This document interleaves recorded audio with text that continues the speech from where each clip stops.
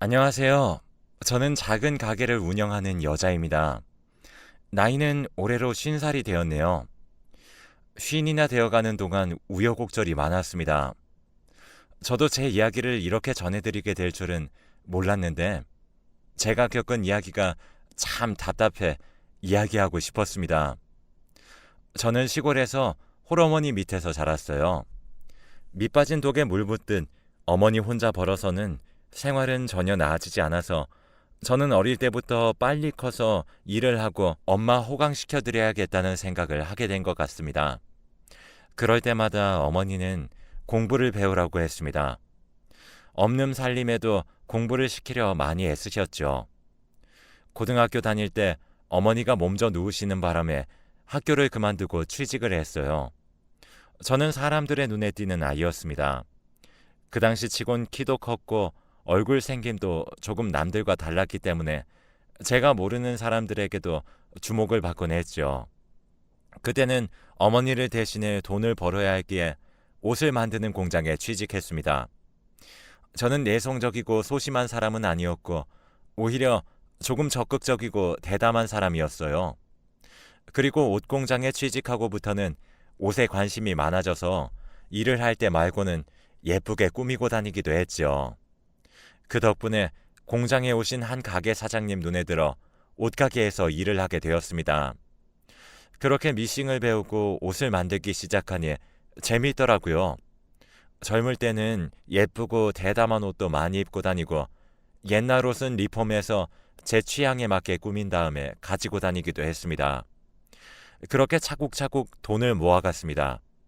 당시에는 어머니도 돌아가셔서 돈 들 곳이 없었거든요. 게다가 부모님 친척도 모르고 혼자 살아가니 돈 들 곳도 많이 없더라고요. 그래서 딱 한 가지만 생각하며 돈을 벌었습니다. 내 가게를 가지자 하고요. 그러다 한 남자가 저에게 다가왔습니다. 그는 저의 전 남편으로 허세가 있긴 했지만 착한 사람이었습니다. 그는 당시에 작은 가게에서 일하고 있던 직원이었는데 돈도 그리 많이 벌지 못하고 가지고 있는 돈들은 모두 본인 꾸미는 데 쓰는 그런 사람이었죠. 처음에 저를 좋아한다고 했을 때는 별로 탐탁지 않았습니다. 돈을 있는 대로 다 써가면서 어떻게 돈을 모아 출세를 할 수 있을까 싶으면서 미래가 보이지 않았기 때문이죠. 그렇지만 그는 화술이 화려했습니다. 이런 말 저런 말 하며 사람들의 환심을 사는 것도 잘했거든요.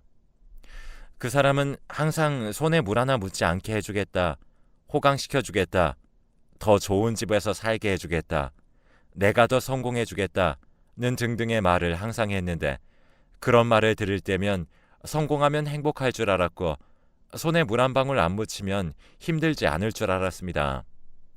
결국 끈질긴 그 사람의 구애 끝에 저도 그런 그의 재미난 성격에 이끌려 결혼을 하게 되었답니다.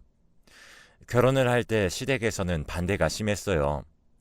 부모도 없는 사람인 주제 자기네들 집안에 발을 들이려면 지참금이라도 가지고 오라고 하더라고요. 결국 저는 제가 가진 돈을 탈탈 털어 남편과 결혼했습니다. 그 돈은 모두 가게를 차리는 데 들어갔어요. 솔직히 시댁의 행동은 화가 났죠.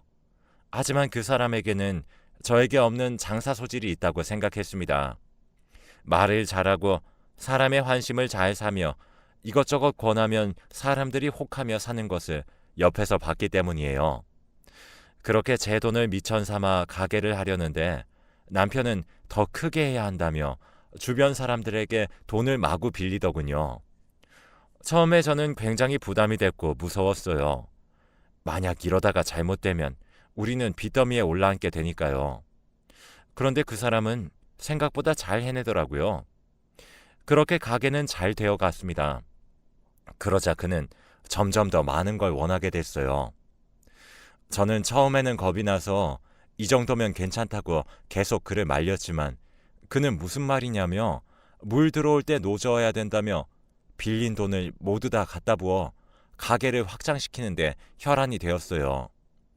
그리고 몇 년 뒤에 저희는 꽤나 규모가 있는 가게를 가지게 되었답니다.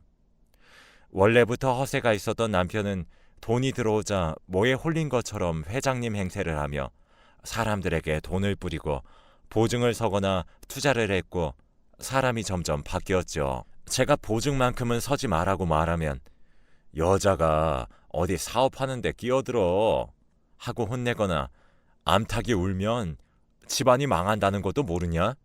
는 식으로 말했습니다. 이 말을 듣는데 얼마나 화가 났는지 몰라요. 사실 가게를 실제로 꾸려나간 건 저였거든요.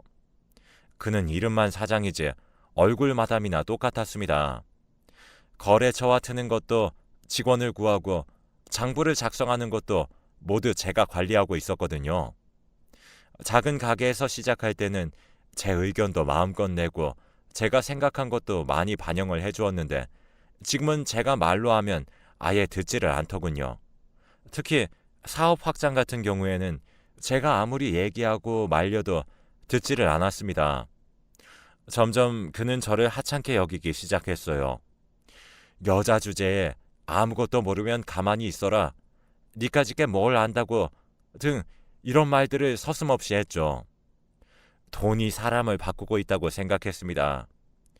그때까지는 그래도 참을 수는 있었어요. 제가 이 사람의 미래를 보고 선택한 거니까요. 그렇게 그가 밖으로 도는 동안 저는 다른 고민을 하고 있었습니다. 결혼한 지 10년인데 아이가 생기지 않았거든요. 그 사람이 사업 확장과 투자에 혈안을 하고 있는 동안 저는 외로움과 싸워야 했습니다. 지금이야 난임과 불임이 흔하고 폐쇄적으로 숨겨야 하는 주제가 아니기도 하지만 예전에는 여자가 아이를 가지지 못하는 것 자체가 죄였던 시절이 있었습니다. 그래서 저도 눈치가 보였고 소심해질 수밖에 없었습니다. 일을 할 때는 그런 생각이 들지 않았지만 집에 있을 때는 괜히 위축되더라고요. 특히 시어머님이 항상 누구네는 아들을 낳았다더라, 누구네는 딸을 낳았다더라 이런 말을 할 때면 고개를 들 수가 없었습니다. 게다가 남편과는 점점 사이도 소원해지고 있었고요. 제가 아이들 원한다고 하면 남편은 그럼 네가 좀 잘해봐. 널 보고도 아무 느낌이 안 드니 우리가 아이를 못 가지는 거 아니냐 라는 식의 여자로서 자존심 상하는 말을 너무 많이 했어요. 그런 말본새는 어디서 배웠나 궁금했는데 시어머니한테 배웠더라고요. 시어머니도 자식 새끼 못 낳는 며느리는 군 식구밖에 더 되겠냐 라며 친척들이 있는 곳에서 크게 말씀하셨습니다. 게다가 근본도 없는 것 사모님 소리 듣게 해줬더니 은혜를 모르는 년 이라고도 하더라고요. 그러면서 네가 못하면 다른 여자를 소개해줘도 모자랄 판에 라며 말도 안 되는 이야기를 꺼냈을 때는 진짜 피가 거꾸로 솟는 기분이었습니다. 제가 왜 이런 말을 들으며 살아야 하는지 의문이 들었어요. 게다가 저에게 항상 남편과 시댁 가족들은 무언가 요구하기 시작했죠. 병원비, 생활비, 여행비까지 저에게 다 책임지라고 했거든요. 그런데 제가 뭔가 사려고 하면 어디 남의 집에 들어와 사는 여자가 집안 돈을 함부로 써? 라며 난리치고 화냈습니다. 그러면서 저에게 이야기하더군요. 차라리 애가 안 생긴 게 다행이겠다. 너 닮아 사치스러운 애가 생기면 우리 아들 팔목만 잡을 거 아니니? 라고요. 그 말을 듣고 얼마나 화가 났는지 남편에게 하소연할 작정으로 남편을 기다렸거든요. 그런데 그가 갑자기 저에게 이야기하더군요. 우리 사이에 아이가 생기지 않으니 이혼을 하고 싶다. 라고요. 자기는 아이를 너무 가지고 싶은데 우리 사이에 아이가 생기질 않으니 헤어졌으면 좋겠다라고 하는데 정말 가슴이 미어지는 줄 알았습니다. 어떻게 이럴 수가 있나요? 그래서 제가 말했습니다. 정말로 아이 때문이냐고. 다른 이유 있는 거 아니야? 라고요. 그런데 남편은 갑자기 눈이 뒤집히더니 네가 있으니 내가 사장 대접을 제대로 못 받잖아 하고 소리치더군요. 그러면서 이제 가게도 당신 없이 잘 굴러가니 당신 필요 없어 라고 했어요. 그러고는 밖으로 나가 그날 들어오지 않았습니다. 저는 제가 실무자로 있어서 남편이 다른 사람들에게 대접받지 못했나 싶은 마음이 들어 다시 돌아오면 사과해야겠다 생각하고 있었어요. 그런데 세상에 그 사람이 그 다음날 웬 여자 하나를 데리고 들어왔더라고요. 심지어 배가 남산만하게 부른 여자를요. 게다가 나이도 무척 어려 보였습니다. 그는 제게 이 여자 이제부터 이 집에서 살 거라고 얘기를 하면서 임신했으니 아무 일도 시키지 말고 이 여자가 시키는 건 따박따박 잘해. 못하겠으면 네가 나가 라고 했습니다. 게다가 그 여자는 한술 더 떠서 낭창한 얼굴로 제게 인사도 없이 거실 소파에 앉더니 아줌마, 나 물 한 잔. 너무 뜨겁거나 차갑지 않게? 라고 하더군요. 저는 손님 아닌 사람에게 물 대접할 일 없습니다. 알아서 드세요. 라고 했어요. 그랬더니 그 여자가 어이없다는 얼굴로 저 사장님 아기 임신한 여자예요. 라고 얘기하더라고요. 그래서 저도 임신하면 손발이 없나요? 라고 맞받아쳤어요. 그랬더니 새초롬한 표정을 지으면서 남편에게 쪼르르 달려가 고자질처럼 이야기하더군요. 저 아줌마가 나한테 일 시키려고 해요. 물 한 잔도 안 떠다 주는데 자기 없으면 나 구박받고 맞을지도 몰라요. 라고요. 그랬더니 남편이 노발대발하며 애도 못 가지는 주제에 유세 떠냐? 힘들게 애 가진 여자 수발 들어달라는 게 그렇게 힘드냐? 라며 도리어 제게 화를 내길래 저도 맞받아쳤어요. 그 뱃속에 내 새끼도 아닌데 내가 왜 수발을 들어줘야 하나요? 라고요. 이혼 이야기에 왜 꺼냈는지 알겠네요. 저 여자랑 새 살림 차리고 싶은 모양인데 전 이혼 절대 안 해줄 거예요. 라고 했더니 남편이 구질구질하게 굴지 말라고 했어요. 그러면서 이 결혼의 파탄은 임신이 안 되는 너 때문이니 위자료 받을 생각하지도 마. 라고 하길래 누구 탓인진 법이 알아서 해줄 겁니다. 라고 말하고 방으로 들어왔습니다. 그 여자가 아이를 가졌다면 제가 임신할 능력이 없다는 건가 싶어 저는 산부인과에 찾아갔습니다. 불임 검사를 했는데 남편도 같이 와야 한다고 하더군요.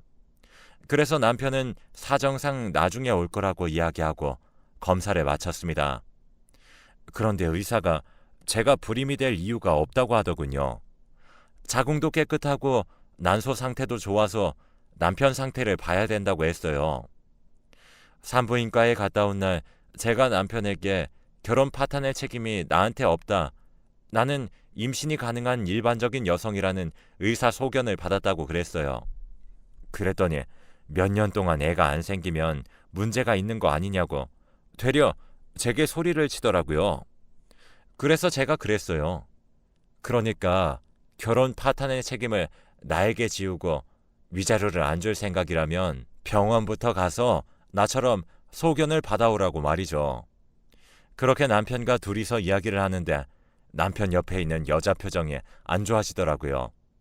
그러더니 갑자기 그 여자가 자기가 그럴 필요까진 없잖아. 내가 당신 아기를 가졌는데 무슨 상관이야? 라고 하더군요. 솔직히 저는 그 여자에게 좋은 감정을 가지고 있지는 않았기 때문에 말했죠. 뱃속에 있는 애가 남편 애면 그쪽이 말릴 필요도 없지 않나요?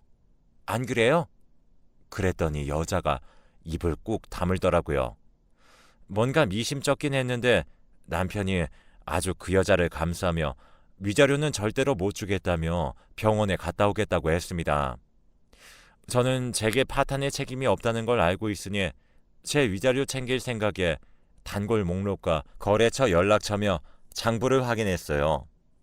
남편과 이혼하고 받은 위자료로 저도 사업을 할 생각이었거든요. 그런데 저희 집에 들어와 살던 여자는 뭐가 그리 불편한지 내내 안절부절 못하더라고요. 왜 저러나 싶었는데 남편의 결과가 나오고서야 알게 됐답니다. 세상에 남편이 알고 봤더니 무정자증이더라고요. 남편은 화가 머리끝까지 나서 바람핀 여자에게 도대체 애새끼 아빠가 누구야? 하고 소리도 지르고 난리가 났죠. 그런데 그 와중에 그 여자는 아주 당당하게 이렇게 이야기하더라고요. 애 가지지도 못하는 여자라고 아주 철석같이 이야기하더니 당신이 씨 없는 수박이었네. 라면서요. 그 상황에 웃으면 안 되는데 진짜 씨 없는 수박이란 말이 너무 웃기더라고요. 심지어 그 사단이 났는데 시댁 식구들도 총출동해서는 그럴 리 없다며 남편에게 수차례 되묻고 병원 탓을 하며 다른 곳도 가보자며 남편을 설득했습니다. 저는 처음에는 이혼을 해주지 않으려고 했는데 이런 사태를 보고 있으니 이혼을 하는 게 낫겠다 싶었어요. 그래서 주섬주섬 제 여행 가방에 옷이며 제 물건을 챙기고 있으니 갑자기 시어머니가 저한테 아가, 짐은 왜 싸니? 라고 하셨죠. 저 사람이 원하는 이혼해 주려고요. 그랬더니 시어머니의 얼굴이 하얗게 질리더군요. 아이고, 그러지 마라. 애 없다고 바뀌는 거 하나 없다. 그냥 둘이 알콩달콩 잘 살면 되지. 하시길래 제가 말했죠. 어머님, 저 사람이 제게 뭐라고 했는지 아세요? 애를 너무너무 가지고 싶은데 애를 못 가지니 이혼하고 싶다고 했어요. 저도 마찬가지예요. 남편이 가진 것이 없는데 제가 어째 애를 가질 수 있나요? 하늘을 봐야 별을 따죠. 그랬더니 시어머니가 아무 말도 못 하시더라고요. 그래서 제가 일침을 놨습니다. 그리고 어머님, 저한테 그러셨죠. 제가 애를 못 낳으면 다른 여자를 소개시켜줘도 모자라다고. 이 말에 시어머니는 안절부절 못 하시더라고요. 시어머니는 황급히 내가 늙으니 말이 막 나왔구나. 그런 게 아니다. 라고 하시더라고요. 그래서 저는 소개를 해주고 싶은 마음이 없으니 그냥 이혼을 하겠습니다. 하고 말했어요. 남편은 화가 났는데다가 자신이 무정자증이라는 걸 알고는 굉장히 마음이 심란한 듯 보였죠. 그렇지만 제 알 바가 아니잖아요. 그래서 열심히 짐을 챙겨서 집을 나섰답니다. 그리고 남편에게 툭 던졌어요. 혼인 파탄의 사유가 당신에게 있으니 위자료는 한 푼도 받을 생각하지 마세요. 라면서 말이에요. 남편은 한숨만 푹푹 쉬며 저에게 아무런 말도 못하고 저를 보내줬답니다. 결국 저는 끝내 남편과 이혼했어요. 그는 마지막까지 구질구질했네요. 재산을 한 푼이라도 더 가져가려고 소송을 걸길래 알짜배기 빼고는 다 돌려줬어요. 전 남편은 가게를 노렸지만 실제 일했던 실무자가 저였던 점을 이용해 가게는 제가 지킬 수 있었죠. 저는 남편 보란 듯이 괜찮은 남자 만나 재혼에도 성공했습니다. 그리고 아이도 2명이나 낳아서 잘 키우고 있지요. 재혼한 남편은 참 가정적인 사람입니다. 저는 사업이 저에게 맞는다 생각하고 위자료로 받은 가게를 잘 키워오고 있어요. 사실 그 후에 여러 지인분들과 사업 거래처 사장님들이 전 남편 이야기를 하는 걸 들었는데 저와 이혼한 후에 그 여자와는 단단히 틀어지고 여자는 도망갔다고 하더라고요. 그리고 새로 사업을 계획한다고 투자를 하라며 다녀갔다고 합니다. 저는 투자할 생각이세요? 하고 물었는데 지인들이 똑같이 하는 말이 이야기는 대단한 것 같은데 세부 내역이 영 엉망이고 허황된 계획뿐이라 그럴 생각 없네요. 라고 하더군요. 그렇게 전 남편은 아는 사람들을 상대로 돈을 빌릴 수 없자 또 무리하게 대출과 잘 알지 못하는 사람들을 말로 꼬드겨 돈을 받았더라고요.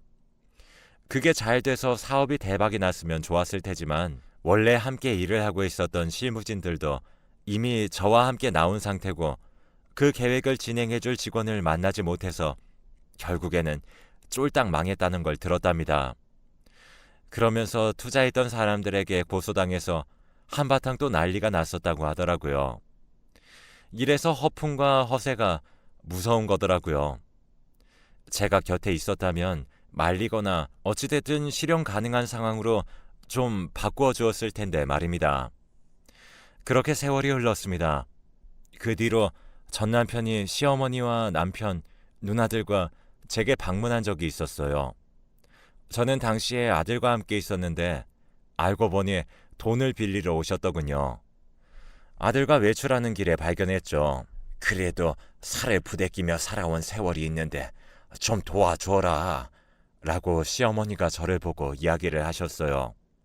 아들에게 잠시 자리 좀 비켜달라고 말한 뒤 먼저 보냈어요.